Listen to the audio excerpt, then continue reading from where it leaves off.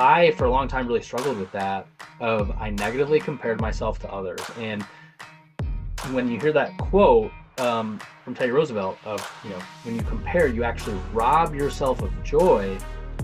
I've tried to live by that and more recently because I've just had to come to the conclusion that I have been given what I've been given, you've been given what you've been given, and we are called to steward those gifts. We're not called to complain and be like, oh, if only I had that. Well, no, like, and so I think when you double down on, okay, I have this opportunity to your question, I get this amount of reps in practice, I'm going to make it my best rep. I'm going to do the best of my ability. And whatever the coach says or sees or puts me on the depth chart, I can't really control that in this scenario, but I can control the way I show up in every single rep.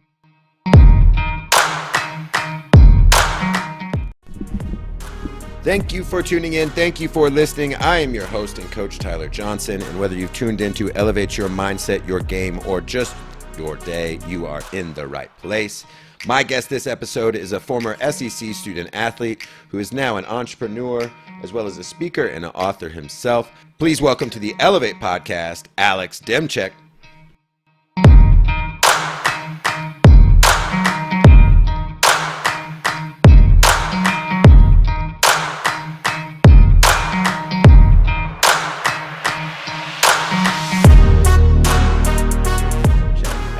How you doing? Tyler, thanks for having me, man. It's an honor, and I'm doing great. Things are awesome, and just really looking forward to our conversation. Yeah. Well, I wanted to start out, obviously, you were a student athlete. Take us back to a little bit of your student athlete experience. I know you're a quarterback.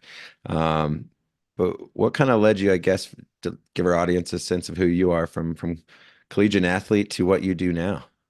Yeah, that's a great question, man. Just excited to dive in. So I grew up like probably many of your listeners, a sports freak. I loved all kinds of sports, and fast forward, have the chance to walk on at the University of Missouri as a quarterback, and so great experience. I tell some people, I tell people I played tailback at Mizzou because whenever I would try to go get playing time and run on the field, our head coach Gary Pinkel, he would say, "Son, you get your tail back here." But no, I played quarterback, and it was when we were transitioning from the Big 12 to the SEC, so it was an awesome experience, and we did pretty well those first few years, and then like the last decade since I've been gone, it's been kind of a drought. But then now, if for the people that are watching Mizzou this year, making waves again, baby. So it's an exciting time here in Columbia where I live. But my walked on at Mizzou my freshman and sophomore year. Honestly, I was living the dream, man. It was, all the things that come with being a D1 athlete, whatever. It was great. I had no complaints in life.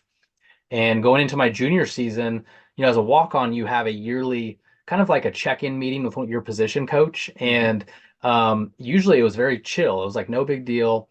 And I go into the meeting room my junior season, and I walk in the room, and instead of one coach being there, there was three. So that was different. Mm. And then when I sit down at the table, one of the coaches stands up to close the door. Mm. And I'm like, well, Mm. this isn't a good start. And Yeah. and so one of the coaches looks right across the table, and he says, "Alex, I want to shoot you straight. We've over scholarshiped at quarterback. We're bringing in someone to take your spot." Mm. And Tyler, at that point in my life, like football was my identity. That's like who I was. Yeah. That's like everything, right? Like you can probably relate as an athlete. Like I put so much into that. And essentially in this moment, he's looking across the table and he's telling me, like, you are not good enough. And man, that crushed me. And so as he's telling me this, as you can imagine, my mind's racing. Like, how do I even process this information? And he said, you have two options. Option number one is you're cut. And I was like, well, that's not really an option. But that was the first option. And the second option, he said, is you can stay on as a volunteer coach, no pay, but we could make a role for you. You could help out. And he's like, by the way, you need to decide right now in this meeting room, like what you want to do. Mm. And so I'm like, you have to be kidding me. Like, what kind of options are these? And so in that moment, I just felt compelled to stay on as a coach. I didn't know what that meant, but I was like, Yeah. I guess I'll be a coach, And I remember they stood up, they shook my hand, they walked me out of the meeting room, and I remember walking past the person who took my spot. Mm. And of course, he's excited. I'm not. And I remember going out to my truck and just letting loose, just crying, feeling so humiliated. Like I had, this kid from a small town with these big dreams, right? And then now like this is how it all ends, right? And so the next few weeks leading up to the first practice was extremely hard. I felt like my identity was just ripped from me. Like, who Yeah. am I? So I know in your podcast, you talk about this of just the identity, what athletes, what coaches go through. They wear it. That was me, man. Like, so Hmm. if I had a bad practice, then my whole night was ruined, right? Yeah. And so the few weeks were leading up to the first practice, and I'm like, you know what? I got to turn this into a positive. Maybe I'll be the next Nick Saban. Maybe I'll get into coaching and do this whole thing. And I show up to the first day of practice, and I'm thinking, you know what? They're probably going to give me a big role on the team. Like, they'll give me the free Mizzou swag. They'll put me up in the press box, let me call some plays. This is how I'm thinking as a junior in college, right? And I show up the first day, and one of the assistant coaches, he kind of calls me over into his office, and he says, "Hey, I want to show you what your job is going to be." And he hands me this yellow flag. And for the people watching on YouTube, they can see this is Hmm. the actual flag. It's kind of falling apart here. He gives me this yellow flag. And for you listening, just imagine it's like a yellow referee flag. And he says, "Alex, I want to show you what your job's going to be. In practice, we need you to help us work on our discipline. And so in practice, when someone jumps off sides, you're going to take this flag and essentially you're going to throw it down." Yeah. For people that can't see, I literally just like threw it a foot away from me on the ground. And Tyler, the worst part about that deal is he showed me how to do that twice. And I was like, I thank got you. it. I got Yeah, it. I think I can handle that one. I don't know. We'll see. But I didn't say that, of course. But he showed me how to do this. And man, like long story short, my entire junior season, I am printing off copies for coaches. I'm throwing this darn flag. I'm making coffee for the coaches. I'm making the other quarterbacks look good. I'm doing all these things, Hmm. and I'm sitting there going like, "What am I doing here?" Like this is the most like one humiliating thing. These are menial tasks. Like I'm not a big details person, and like I'm more of a big vision and I was stuck here doing these like details for other people could succeed.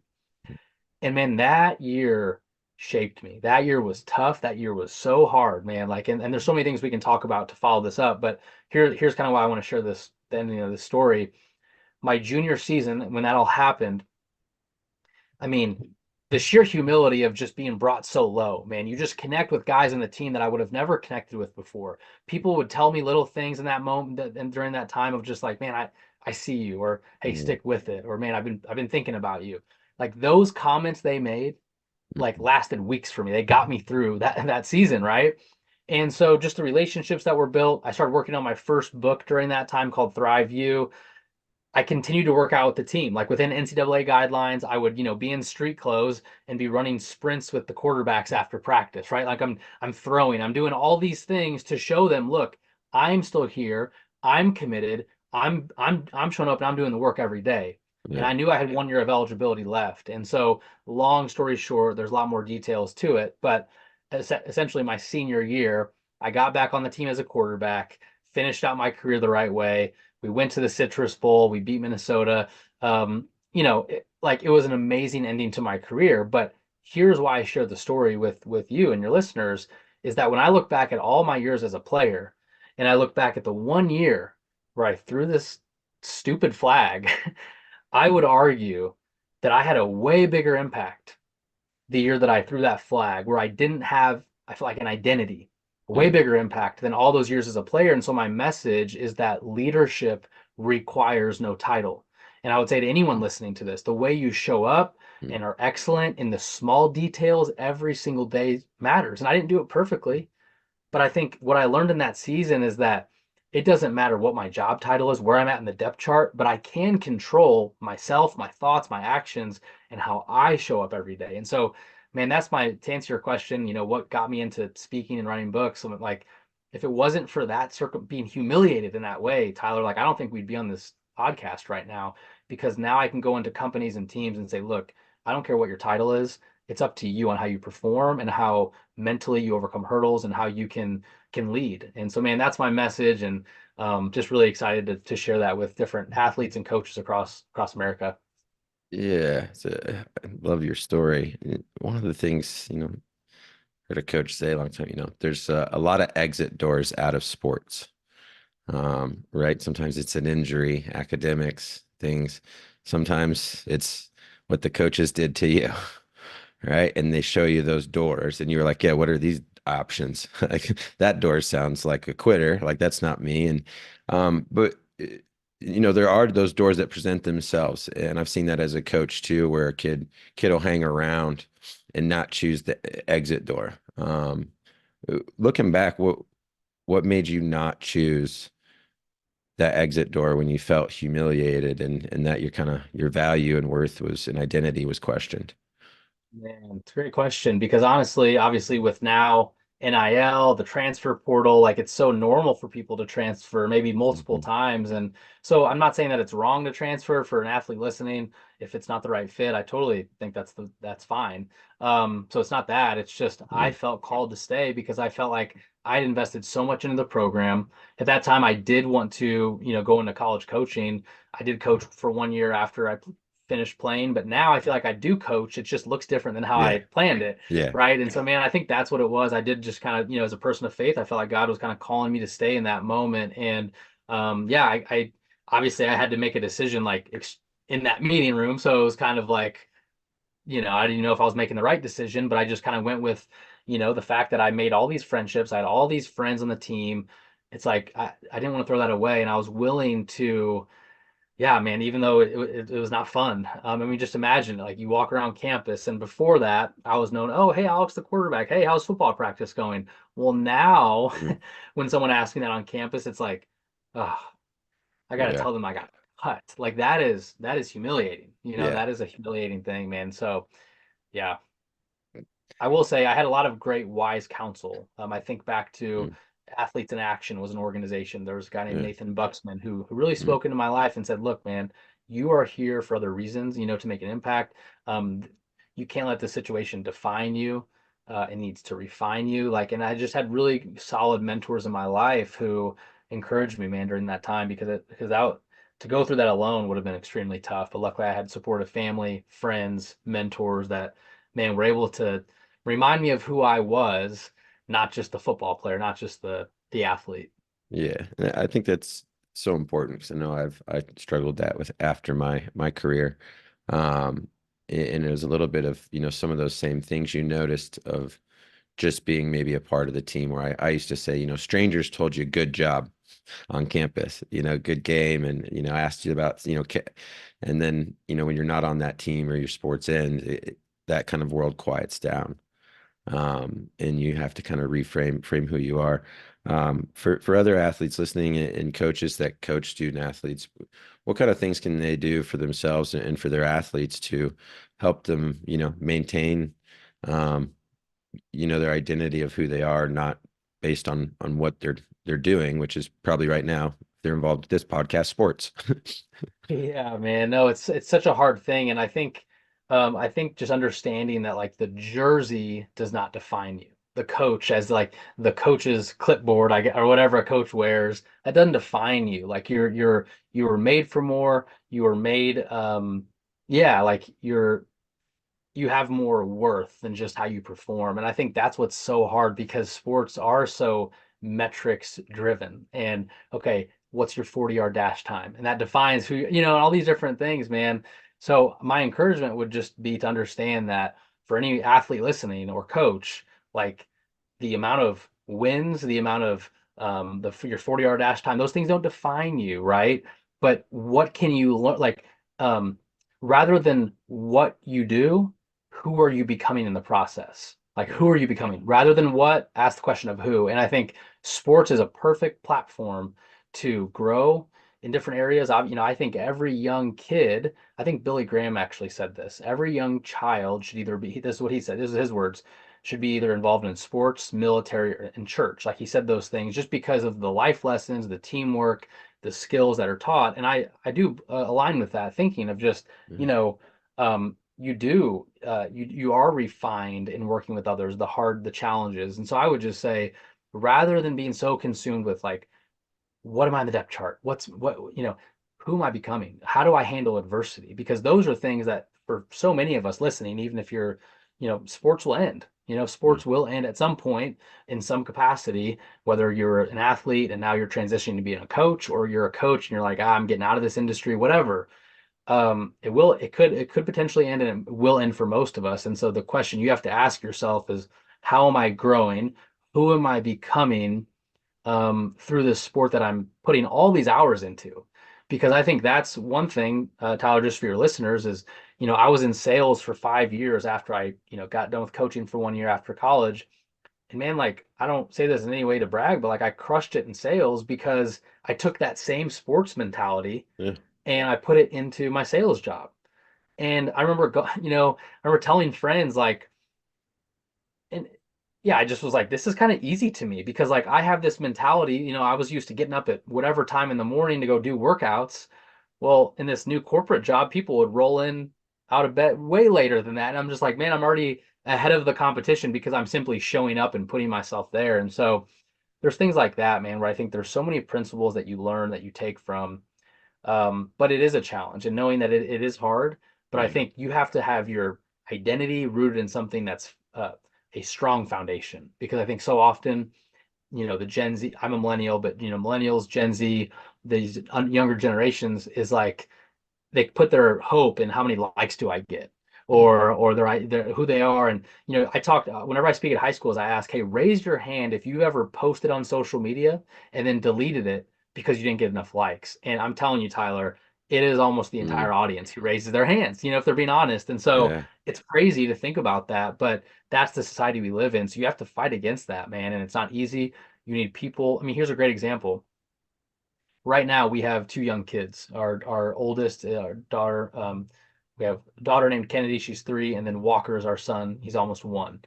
And obviously at 3 years old, my daughter does not have a cell phone yet, right? But in Yeah. the next few years, and whatever, 5 years, whenever that is, that will become a thing of like, do we give them a cell phone, do we not?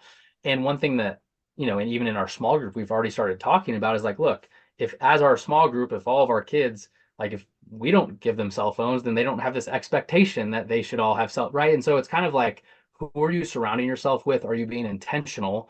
Um, and even your thoughts, because I think the more you're around people that are negative, um, that bring you down, like that does affect you. But when you're around people Yeah. that are crushing it, that are trying to do awesome things, like that rubs off on you. Yeah. I was going to ask about, transferring your some of your sports experience to your entrepreneurship. You talked about that kind of in the sales there, but I know my experience around football. When you're the walk-on quarterback, you don't get as many reps as the other guys. Whether to improve, to be able to show what you got. Can you talk about a little bit, maybe sometimes what that taught you when you were just hoping, wanted a few more reps, but you got to maximize with what you got, and be prepared for what you're given. Yeah, man. I think a quote that I love, it's actually a Teddy Roosevelt quote. Comparison is the thief of joy. Mhm. Comparison is the thief of joy. And so in a lot of ways in my career, what I did is I negatively compared myself to others, right? I would, showing up to college at D1 school, you're around some amazing quarterbacks, people that can Yeah. throw way further. All these things, you come out of high school, you're like, oh, I'm pretty good. You get there, you're like, whoa, these are some elite athletes here. And I, for a long time, really struggled with that. I negatively compared myself to others. And when you hear that quote from Teddy Roosevelt of, when you compare, you actually rob yourself of joy. I've tried to live by that, and more recently, because I've just had to come to the conclusion that I have been given what I've been given, you've been given what you've been given, and we are called to steward those gifts. We're not called to complain and be like, oh, if only I had that.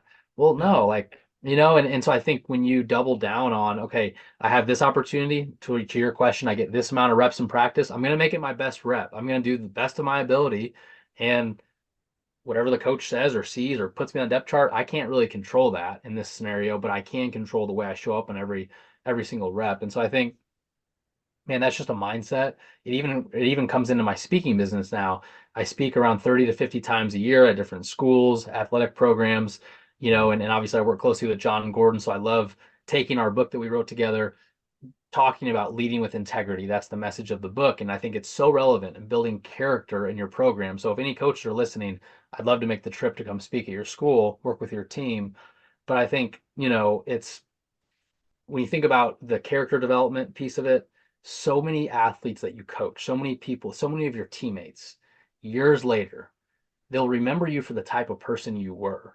Mhm. They'll remember some details about you as an athlete, but ultimately it's like they're going to remember the way you treated them, the Yeah. way that you encouraged other people. That's what they remember, man. So I think that was my goal when I was on the team, is like, look, how can I add value to people even in my current role? Even if I'm the backup quarterback, how can I add value? Is that an encouraging word? Is that a what just these little things, man? I think when you do that on a team and then you get out into corporate America or into the real world and start doing that, people are like, holy smokes, what, like, I'm not used to this, right? And that's how you set yourself apart. And I think, man, that's just at the end of your life, you can look back and again, not that I've done it perfectly, not that you've done it perfectly, but you can look back and say, you know what, I did that with intention, and I made this world a better place. Yeah, I love it. Talk about John was one of our early guests on this podcast. How did you first get connected with John? I'd love to hear a little bit of that story. Yeah, man. So he spoke to the Mizzou athletic department, and when I think I had just graduated, and so I connected with him there. I saw him speak, and man, like I just in seeing him there, I said, like that's what I want to do. And I told him that. I told him that. I said, like John, I want to do what you're doing when I grow up, essentially. And I just said, hey, what can I be mentored by you? What is this? Is there anything I can do to learn from you? And he said, are you willing to work for free? And I said, sure. He didn't really know that I didn't really make much money at that time, right? And so You hadn't told I him was about the just junior year yet. yeah, exactly. He didn't know all the details, and so which is cool. Now that obviously he knows about it, he just encourages me. He's like, man, you need to share that story with every school in America. Like that's your story. And so anyway, that's been cool to hear. But yeah, I told him that. I started doing sales for him, and connecting with different people who might want to bring him in to speak, and then that led me into speaking on his books. He has 30 books now. And so the Energy Bus, Training Camp, some of these books, I would speak on it, tell my own stories. And then The Sale is the book that we co-authored together. And so The Sale, it's not a book about sales. It's a book about, like I said earlier, integrity. And it's about a guy named Matt who at work, things are going great. Things are going awesome, but at home, not so much. And essentially has the chance to make the sale of a lifetime, and this sale would bring him $7 million. And so, Tyler, I don't know about you, but it's a lot of money to me. To you, it might be chump change, but to me, Yeah, it's right. pretty. Right. Yeah, it's a lot of money, right? And the only problem is for Matt and his team to move forward with the sale, they would have to lack integrity in some pretty major ways, right? So the climax of the book is, do they do make the sale and make all this money and he can fix all his family problems? Does he do the sale, or do they have integrity? Do they do the right thing?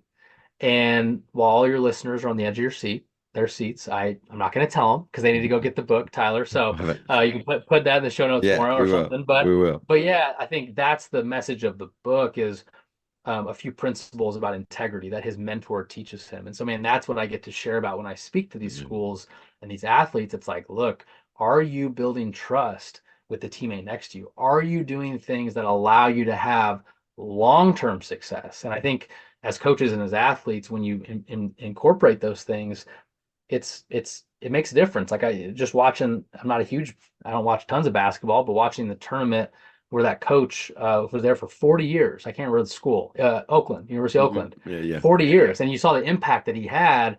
It's like, wow, like that's so rare, but it's like he's doing the right things over and over again for 40 years. And it's like, that's cool to see. It's rare in our society, but when you're around people like that, you're like, that's it. That's what it looks like. That's what a healthy culture, a healthy leader, a fully integrated leader looks like. Yeah. No, sure. One of the questions I wanted to ask you, from your experience in speaking in life and as an athlete, how can we simplify leadership? I think sometimes, especially in the high school, student athletes are asked to be leaders, but then, sometimes when I ask them, like, did they tell you how to do that? You get no, they didn't. But how can we help them out? And what are some ways we can simplify leadership for our teammates and athletes? It's a great question because in something I do at schools when I go speak is I'll say, hey, raise your hand if you believe that you're a leader. And I've actually done this at like student leadership retreats before, where like their student leaders are literally there, and very few of them raise their hand. And so then my message during that talk is conveying to them, look, you have a sphere of influence. You are a leader. People look to you, especially as athletes. They look Yeah. to you, and so you are a leader. And so then towards the end of my talk, I say, okay, now raise your hand. Who is a leader in this room? And almost all hands go up, which is just cool to see to Yeah. try to convey that to them, right? But I like your question of how do you simplify leadership. I think to me, leadership at its core is a transfer of belief. Like you sometimes have to believe in the people you lead more than they believe in themselves. And so you're transferring your belief in them to other people. And it could be a large crowd, it could be to one person. So you're transferring the belief. And then also, I would say, going back to integrity, the root word of integrity is integer, right? So, like in math, we learned about a whole or complete number, right? And so, when you think about a fully integrated leader, someone who is the same, they are congruent, they build trust, they have integrity, right? Because they're integrated. And I think um, when you're around a leader like that, you can sense it. It's clear, it's evident. There's something that you can just tell when you're around high capacity leaders like that. I think about Dabo Sweeney, who I've been around a few times, Tim Tebow, guys like that. It's like, wow, the way that they are principled in their life, the way that they know what they stand for, it shows in their leadership, and it's why they're so successful. Yeah. And that leads me to kind of think, yeah, talking about, core values and kind of figuring those out. I think sometimes when you're in that younger student athlete age, kind of like, I don't know, we're navigating life, got to figure that out. But can you talk about, how we might have those and behave in ways that, but why it's important to kind of solidify, what principles and things we're going to be about, because they do help us navigate just not challenges in sports, but life. But some of them change as we do that navigation as well and evolve as people. But how can we help people kind of identify those core things they want to be about? And that's a great question. And I think you have to decide beforehand who you want to be, right? A great example is I had a high schooler shoot me a DM on Instagram and said, hey, my brother is going off to college, or no, sorry, he went off to college and he kind of became an alcoholic. He got involved in this party scene, and like, I don't want to go down that path. And I DM'd them back and said, hey, first off, thanks for bringing this up. Thanks for asking me. Um, my challenge to you, like it's really wise that you're already having these thoughts and conversations before you ever go off to school. I said, my challenge to you is you need to make the decision on the type of person you want to become before you ever step on campus. Right. And I think that conversation, I think, was productive in the sense that, hey, look, you can't just show up at campus and then make these decisions. You got to know right now, you need to start making these decisions for yourself. Hey, who do I want to be 5, 10, 15 years from now? And I think a lot of people don't do that. And I think to your point, core values, things like that, the foundational principles, the guiding principles are so important because I'll say this, when you know what you stand for, decision making becomes easy. Like when you know the things in your life that are foundational, that are unshakable, unmovable, right? Like for me, if my identity, which it was at one point, was in football, well, guess what?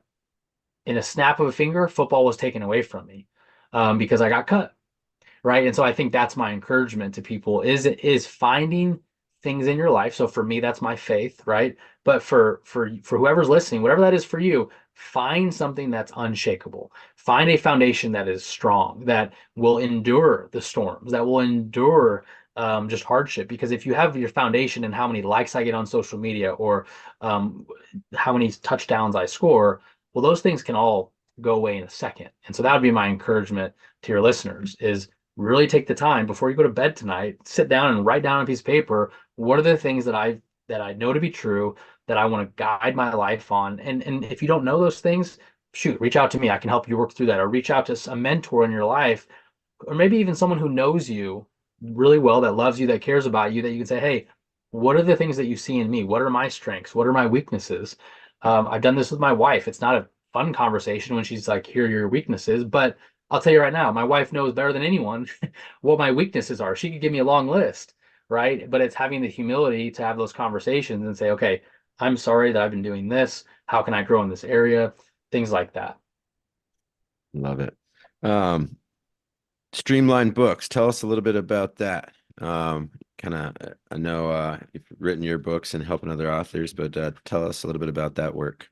Yeah, man. So I co-founded Streamline Books with Will Severns, a good friend of mine, and we get to help authors and aspiring authors write and publish their book, man. So it's so fun. Whether it's coaches, professional athletes, across the board, we get to help people.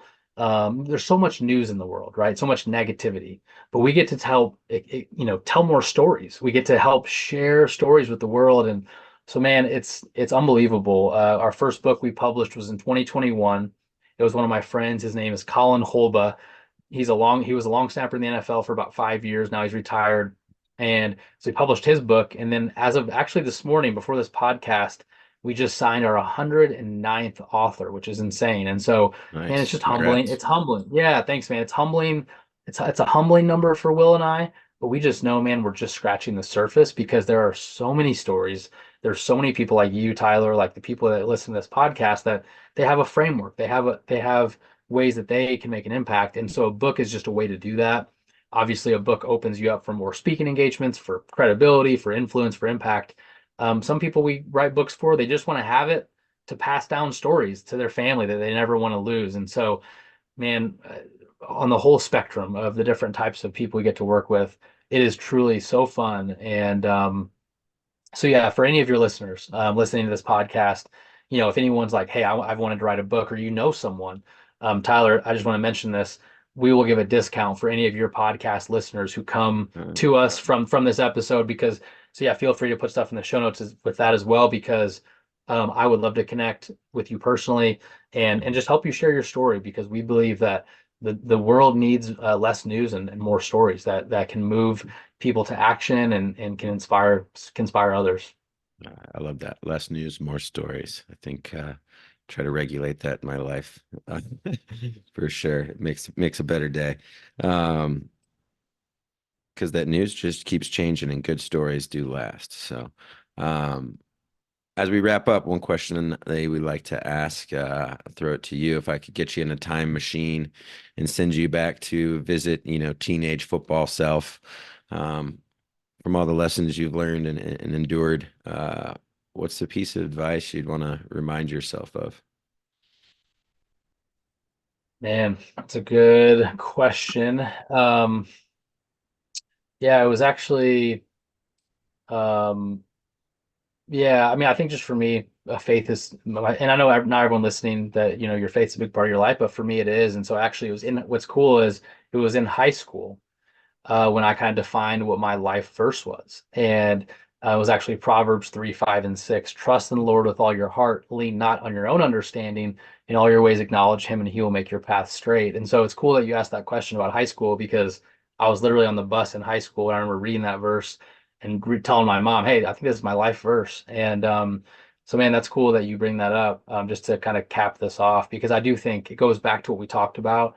What are the things in your life that are foundational? Whether it's for people listening, if it's their faith or not, or they have no faith, that's not the point. The point is, what are the things in your life that you cling to? Because you will have challenges. I think I saw a stat that said in the next 10 years, 70% of people will have a negative life altering experience of some kind, right? Yeah, Which I think makes sense. In the next 10 years from now, right now, 70% of people will go through something like tragic. And yeah, I think in those moments, whether it's getting cut from the team, losing someone in your life, whatever that looks like, what are the foundational things? And that's why I love your questions, man, because this is a sports podcast, athlete podcast, but really goes deeper than that. And that's what I yeah. appreciate about your podcast, man. Well,